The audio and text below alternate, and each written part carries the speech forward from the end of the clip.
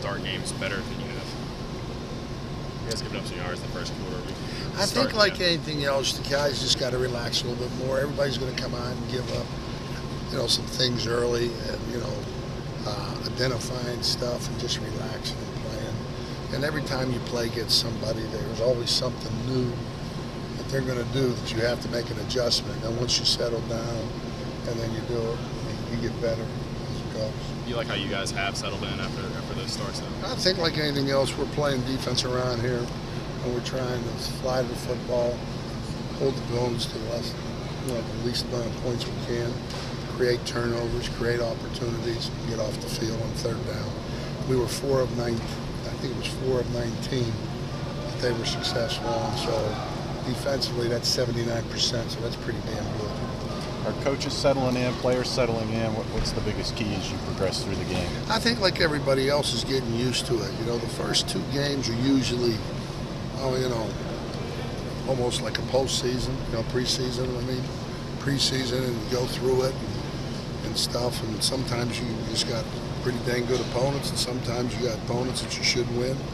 And the bottom line is we went into Georgia, and we did what we had to do, and we came back here, and we did what we had to do. So we have another new opponent, and we'll see how we work. You've had Kurt and Herm a little bit limited. How difficult is it to prepare without those guys maybe out there full go? It's like anything else. When you have 2 players that are those type of players, and you're playing with guys that are usually backups, it's hard. But they went out, and they got experience. They went out there and played. They did a nice job, and we won the game, so I'm happy. What kind of challenges does Florida's offense present specifically to your linebackers? It brings a lot of challenges. The bottom line is they have a lot of good skilled players. They're going to try to spread us out and on certain situations and see if we can match up with them. And then they're going to come back in and they're going to try to pound us and stuff. So it'll be an interesting chess match. Do they kind of use Jordan Reed the way that you guys are able to use Rivera on offense? Jordan Reed's a good football player. You got to be aware where he's at all the time. And the bottom line is that he's a dang good football player. He's their leading receiver. So you got to know what he's doing, where he's at, and what's going on. Could you talk about the difference in the run game versus before Muschamp got there? Well, the run game, the other guy was there, was more a lateral type across the field, speed, beat you with speed on the edges. They still have that capabilities and all that, but they're still trying to run the ball downhill at you and see if you're tough enough with powers and counters, and they'll hit you with a rocket sweep. So, Will's missing a little bit of the mentality of a Saban type. We're going to pound you, wear you down, and then every once in a while we're going to fake the pound and we're going to hit you with speed on the edge. What's your impression of Mike Gillespie? He's very good back. He's got good quickness. He's got great speed, and he can be an explosive. He's a guy that if you don't hit squeeze the seams and make sure you condense him, he can hit a seam and take it to the house. It sounds like Texas A&M sacked Jeff Driscoll 8 times. What were they doing to get to him? They're rushing the passer pretty darn good. Guys just getting after it, and they had some good coverages, and they came with a couple of pressures, and they got there. But A&M had a good game plan to rush the passer, and we got to do the same thing. How have you progressed as far as rushing and passing? I think we're getting better at it. I think like anything else, it comes time with understanding the schemes, where your rush lanes are, what we're doing, and we're growing. This defense is growing, and we're trying to get better every single week. And it's not about the opponent. It ain't about who we're playing. It's about our standard that we have to play in practice. Sal, it's been a while since Tennessee's been on this kind of stage. Do you ever talk to the players at all about it's just another 60 minutes? I think when you get in like this they created the opportunity for themselves.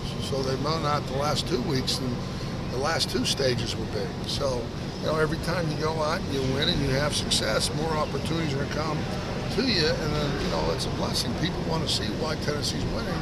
And, whether it's offense, defense, special teams, or whatnot, these kids have earned the right. So I'm happy for them. Both you and Jim have used the word chess match, talking about going against opposing coordinators. How much do you guys enjoy this, going against other guys that have coached the league and coached on a high level? I think like anything else, it's fun. It's interesting to see how he's going to scheme you and how he looks at your scheme and what they're going to do to attack you, to isolate a certain player and all that. And, you just got to be ready. The most important thing about this is not the preparation going to it, it's the game day adjustments. So that's what we're going to have to do. We're going to have to make the adjustments at halftime. We're going to have to make the adjustments during the first series and go out and play ball. Do you see McCullers getting a lot more snaps in this type of a game? Well, it depends on what they're giving us. I can't tell you if he is or if he isn't. It just depends on what what personnel we're getting. How much have you actually run the 3-4 percentage-wise? Do you know? You know what? I'll be honest with you. I haven't broken it down. It's strictly the numbers, but we've been in a good bit. Driscoll's ability to run pretty well. How important is some lane discipline and some rush discipline? No matter any quarterback you go against. I mean, we went down there at NC State and we didn't have our proper rush lanes, and he came out a couple times. So, I know the kid can rush. I watched him in the Under Armour game when my son was down there and watched him move her up. He's a good athlete. Our kids are aware of his athletic ability, and we got to keep him contained. How do you feel about Dante Wasaka and Willie Bohannon? I'm really pleased with those two guys. They've come out and, they've accepted their roles and they've done extremely well. And I'm really pleased with those guys. It seems like with Willie Bohannon specifically, that's a guy who just kind of finds a way to get into the backfield. Is he pretty good technique guy, or is he just got a good motor? What allows him to get back in there? Like anything else, he has a great competitive spirit. He's very conscientious of his assignment.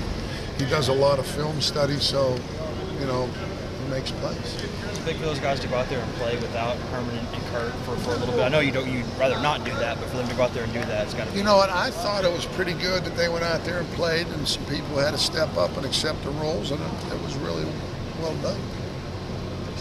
Right? Is that it, guys? Anything else, guys? Thank you very much.